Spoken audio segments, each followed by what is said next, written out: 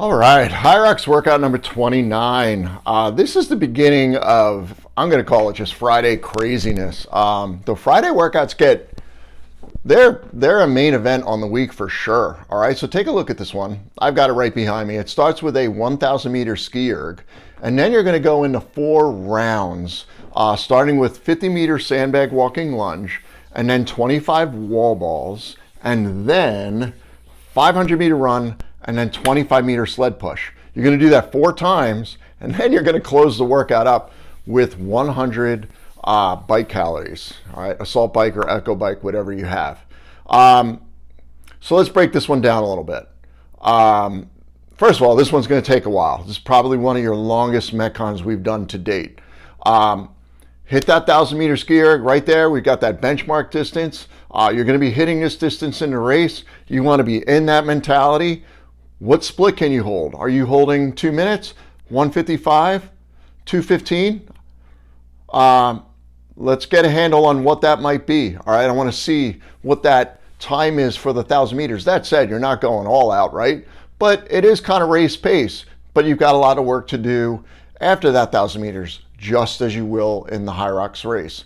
So let's go into that 4-rounder. It starts off with 50 meter sandbag walking lunge.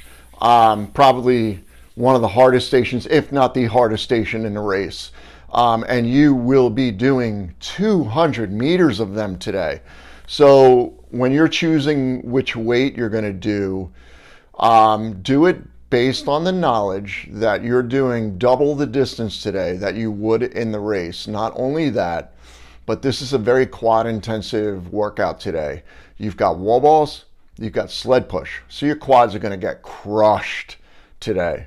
So maybe don't be over ambitious with your sandbag walking lunge weight. We have a lot of time to increase that weight over the next 6-7 weeks.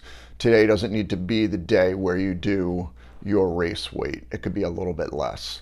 So anyway, 50 meters of sandbag walking lunges. Make sure that distance is accurately marked off ahead of time. All right, get a tape measure, use your feet, figure it out, make sure the distance is correct. And then you've got, what did I say, 25 wall balls. Can we get those wall balls done unbroken? You're going to have 100 of them to do in the race. You're doing 100 today.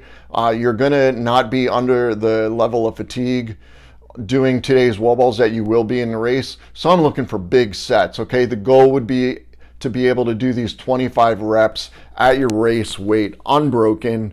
If you can't, you can't, but that's the goal. That's what we're working towards. So think about that as you're going through it today. You then are going right onto the treadmill or out the door for your 500 meter run. Again, I want to see those splits. Take a look at your watch when you start the run and when you finish the run. How long did it take you? 2 minutes? 2:15, 2:30, 2:45, 3? You want to know for yourself because that's an indication of what your running looks like under fatigue. So we're always looking at those running splits. Finally, you got 25 meter sled push. So that should be 12.5 meters in one direction, then 12.5 meters in the other direction. You want to work on being able to complete 12.5 meters unbroken. All right. In terms of strategizing on the sled push, you don't want to have to overcome inertia too many times. That's the most difficult part of the sled push. So in a race environment, you're going to have 4 12.5 meter lengths. If you stop halfway through on one of those lengths, you have to overcome inertia again. And that's the most difficult part of doing the sled push. So I recommend that once you get that sled moving, keep it in motion until you cross the chalk line at the other end. So you're going to be doing 2 lengths on the sled push today, and then you have that 4 times. So big workout today. I love it. Now, you're going to get down that 4-rounder, and I know that you're going to be like, wow, that was enough. No, get right on that bike, put your head down, and steadily chip your way through those 100 calories. Get rid of the negative emotions. It's not the time for that. There's a lot of good reasons why you should be hitting that bike and staying in a groove on it, okay? We're doing a lot of good things on a cellular level on those quads. So get that done. All right, it's one cohesive piece. You're not doing a 4-rounder and then go grabbing a sip of water and checking your phone. You're finishing that last round of sled pushes and you're getting right on the bike, head down, and getting that done as fast as you can.